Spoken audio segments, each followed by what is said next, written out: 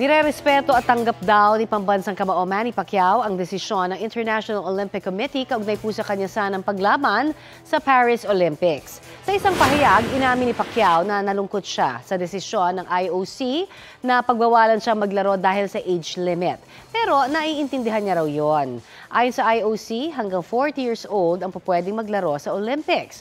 45 years old na si Pacquiao. Patuloy naman daw ang kanyang pagsuporta sa mga atletang Pinoy na lalaban para sa ating bansa sa Olympics. Kapuso, para sa mga maiinit na balita, mag-subscribe sa GMA Integrated News sa YouTube. Sa mga kapuso naman abroad, subaybayan nyo kami sa GMA Pinoy TV at sa www.gmanews.tv.